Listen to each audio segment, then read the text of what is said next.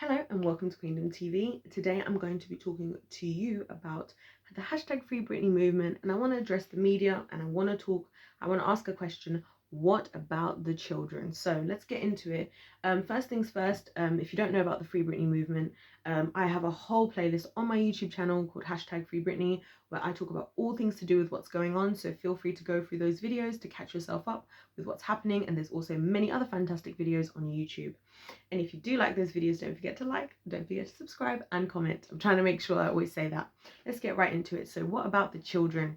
I really wanted to make this video talking about the children because I feel like for me, I'm always thinking in my head, there's this thing I feel like God put this thing in my head to always be questioning what about the children. So much about what's going on with the Free Britney movement. They're talking about the children, how they want to protect the children.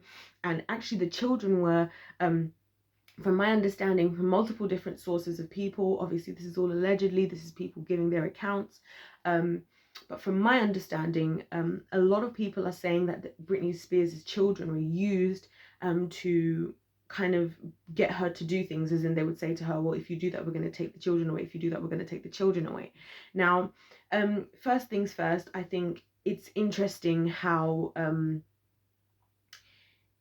it's sad, not even interesting, it's sad actually that people would even want to do something like that. I think we can all agree that, you know, we've all heard a story, or at least a lot of us have heard a story, you know, of people who've never met their biological parents or grown up with them. Even if they're adopted by a really, really lovely family, it doesn't mean they don't love that family, it doesn't mean they don't acknowledge that family as their parents, but people always would be best for them to grow up with their parents. And even with the social care system over here in the UK, they always prefer to keep children with their parents because they know that that's the best thing for the child if it's possible. So first of all, it's a shame that they kind of so flippantly always offered to do that against her, and especially because they knew she cared. And obviously if it had that much power over her, I think it goes against the ideas that people had that she wasn't a good mother, she didn't care about her children.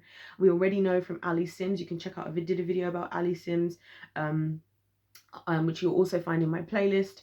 And she was Britney's cousin, but she also worked as her assistant for about a year, I think she said, and she gave an account again towards the beginning of all this stuff happening. So again, when people were making these initial claims, not now, when let's say, because a lot of people might try to argue that the conservatorship worked, a lot of the things I'm going to talk about are things from towards the beginning, you know, back in 2008, so we can actually see what was happening at the time. And one of the things that she spoke about was the fact that she felt like Britney was an absolutely fantastic mum and she loved those boys. And so just even knowing that, and now even seeing how, you know, the dad has flipped now, you know, Kevin Federline is now flipped, obviously because he's probably involved in all this Jamie stuff. And now that Jamie's getting found out and this whole thing is getting exposed and bursting, and we're finding everything out now, he wants to cover himself, which a lot of them are doing, which is actually bringing a lot of really helpful information to light. But again, it just goes to show that when people were talking about the children, it was never about the children. I think Britney was the only person who was really thinking the most about her children and what they needed and what and loving them and being there for them. Because I feel like the one thing about Britney that I get personally from her vibe, and I think that's why so many of us in the Free Britney movement are so strong on wanting to help and support, and I also believe, you know, it's something that she gets from God as well, is the fact that she cares about what she does, and she cares. You can see that she has so much love to give this world and so much care, and I feel like the same way that she does that is the same way she'd be with her children.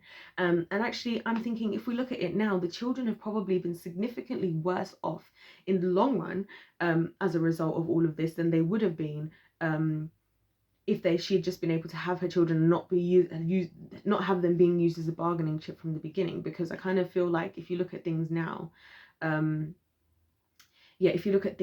obviously they haven't had her mum around, there's been all this stuff going on, we're now discovering that actually the children were being recorded. Also discovering, let's talk about another detail that I found out that I think is important to talk about, the fact that James Spears, the head conservator, the guy who's basically the orchestrator of all of this, actually has a restraining order, or rather the children have a restraining order against him, because he hit them, although that's what's being alleged, but believe that the restraining order is real, allegedly. So, again, if we're talking about what's really right for the children, you've got him, and also where Brittany had asked in the past, she'd asked if in the same way that she was getting tested for drugs, although she was never doing drugs. In fact, she apparently she ran off stage once because she could smell a drug, you know, a smokable drug, and she didn't want to fail her drug test, but she wasn't even taking drugs. In fact, she's on this conservatorship because of dementia.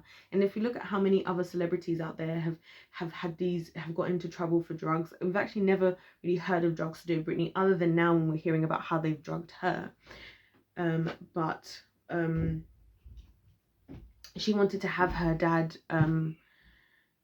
be tested for drinking alcohol, and they denied that. So again, once again, we're finding ourselves in the same way that they wanted her to be tested, you know, periodically for drugs. She was like, well, I want him to be tested periodically for if he's drinking alcohol, because he was an alcoholic.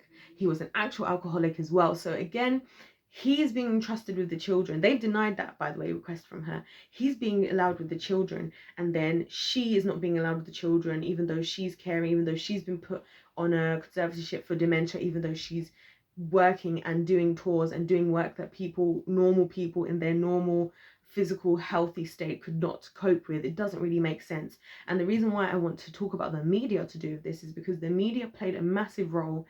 And again, TMZ apparently is you know, has Jamie is the one who gives them all the information, basically. So again, it's skewed to what he wants. And I think Jamie and a lot of the conservatorship team, you know, strategically over the years have said things to the media that suits their narrative, again trying to paint themselves as these caring individuals, you know.